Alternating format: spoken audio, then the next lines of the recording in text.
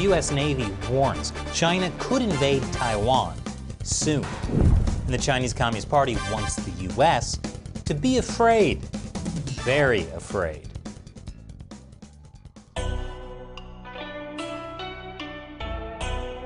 Welcome to China Uncensored. I'm Chris Chappell.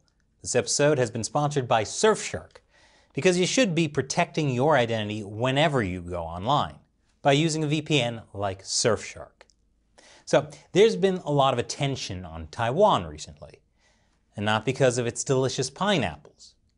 Okay, some of the attention has been because of the delicious pineapples. But there's more and more concern over whether the Chinese Communist Party will try to take Taiwan by force. That's why the Taiwan Strait, the body of water that separates Taiwan from China, has been called a powder keg that could set off a world war. I know what you're thinking. Yet another light, uplifting China Uncensored episode. And it gets better. Earlier this year, a U.S. admiral warned that China could invade Taiwan in the next 6 years. That was Admiral Philip Davidson, the commander of the U.S. Indo-Pacific Command. He made that assessment back in March, and then retired from the Navy. Good timing. The new commander of the Indo-Pacific Command is also concerned about Taiwan.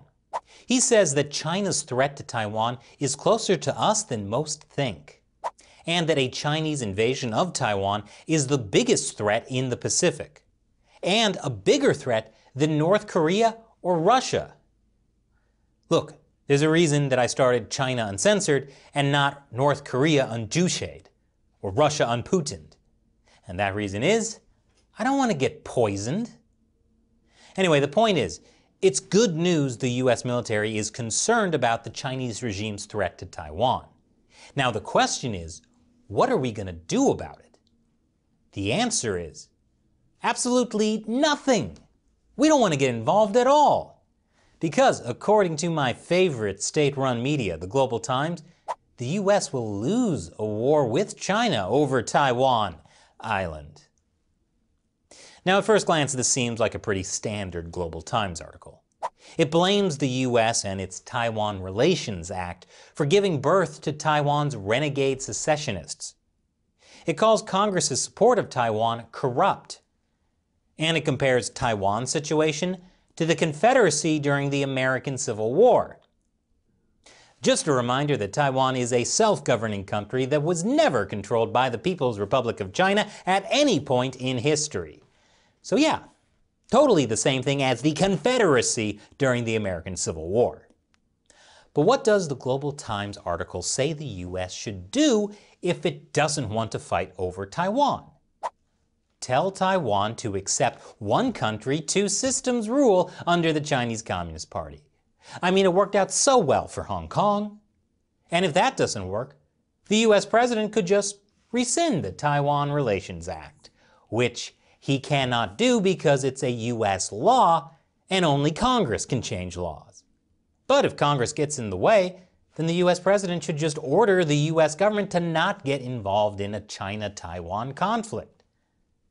And why would the U.S. do this again? Well, it's because China has a decisive advantage in a fight with the U.S. Casualty tolerance. Meaning that, to get what it wants, the Chinese Communist Party is way more willing to let its own people die than the U.S. is. Here's the kicker, though. The whole point of the article is this sentence. Taiwan's fate poses no existential threat to the U.S., and the U.S. should not fall into the trap of paying for their hubris with American blood. They're saying Taiwan's not important, so it's definitely not worth Americans shedding blood over. So we should encourage them to reunify with an authoritarian regime that they were never part of in the first place. What a great idea. Like I said, it sounds like a standard Global Times article. But it turns out, it wasn't written by a Global Times editor. It was written by a retired Marine Corps infantry officer who now serves as a U.S. civil servant in the Pentagon. Wait, is the Pentagon okay with its employees writing opinion articles in a Chinese propaganda outlet that's been designated a foreign mission by the U.S. government?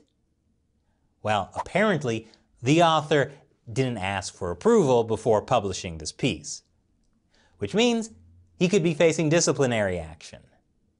Now, I don't know why this author chose to write this article for a Chinese propaganda outlet. Maybe he really thinks he's preventing war between China and the US. Regardless, for the Global Times, this is a propaganda jackpot. I'll tell you more after the break. Welcome back. This Global Times article is a perfect example of the Chinese Communist Party's political warfare. As Professor Kerry Gershanik says, political warfare is the Communist Party's plan to win without fighting. Part of political warfare is media warfare. That involves using public opinion as a weapon by propagandizing through various forms of media in order to weaken the adversary's will to fight. Here's an example. This China Daily article warns that Taiwan should abandon its independence stance to avoid war. The Communist Party might call it Taiwan's independence stance. Normal people would call it acknowledging reality. Unlike Chinese state-run media, which has to call Taiwan's presidential elections the Taiwan Regional Leadership Elections, because they can't admit that Taiwan is in fact already independent. But the point is, the Communist Party is using media warfare to intimidate Taiwan. And that's what they're doing to the US, too. Their message is, Taiwan isn't worth fighting for, so we should encourage them to give in to the Chinese Communist Party. What's interesting is that the Communist Party's media warfare messaging is showing up in American media outlets too. More after the break. Welcome back. Messages from the Communist Party's media warfare are showing up in US media outlets. Like in this article, which calls a war over Taiwan foolish and costly for the US. It says the best case scenario is the US will suffer egregious losses in ships, aircraft, and troops. While in a worst case scenario, American cities are turned into nuclear wastelands, killing millions. And all over an issue that doesn't directly affect our national security. That's bullpucky! Excuse my French.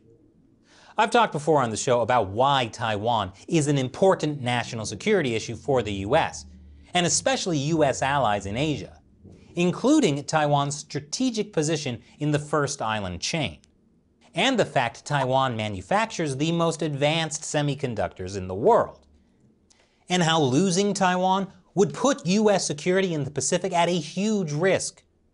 Oh yeah, plus the moral issue that we shouldn't just hand over a democratic country of 24 million people to an authoritarian regime that's committing genocide.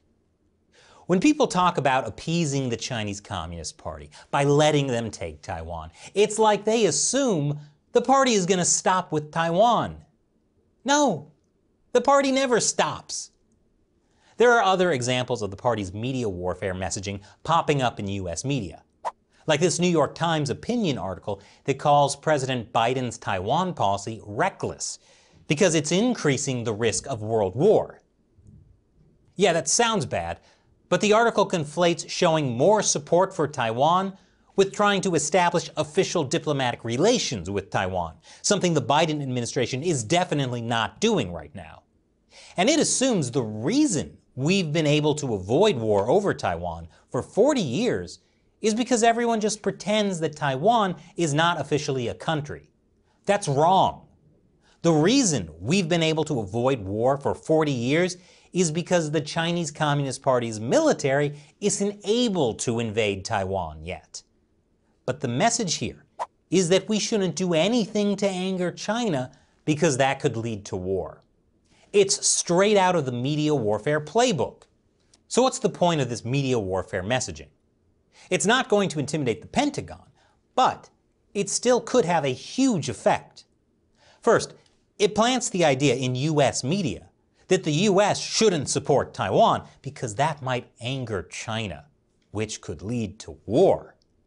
That leads to more and more articles about how the US shouldn't support Taiwan.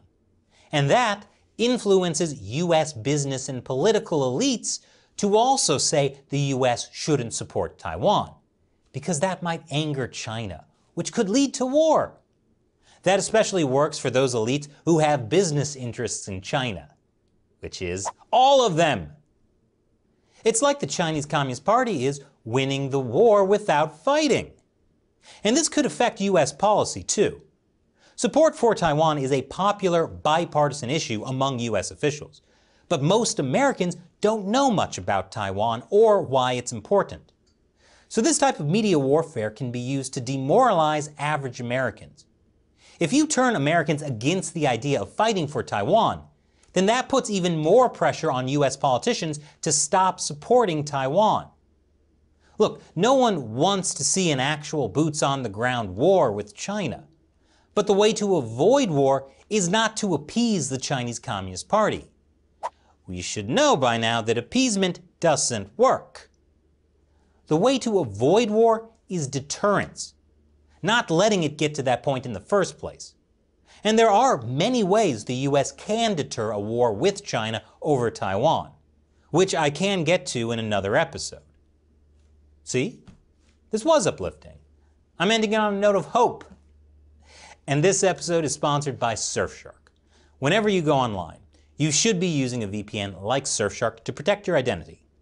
Surfshark's VPN encryption helps make sure no one steals your private data. Chinese military. And Surfshark also has a great new feature called Surfshark Search. It's like using incognito mode in your browser, but even more incognito. Surfshark Search doesn't collect or store any of your data, and search results won't be connected to your browsing history. That's especially important if you're using a browser like, say, Opera, which is now owned by a Chinese company. And with one Surfshark account, you can connect as many devices as you want.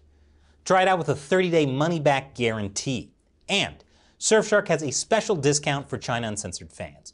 Go to surfshark.com/uncensored and use the code uncensored to get our special deal. It lets you save 83% off a 2-year plan. Click the link below. Once again, I'm Chris Chappell. See you next time.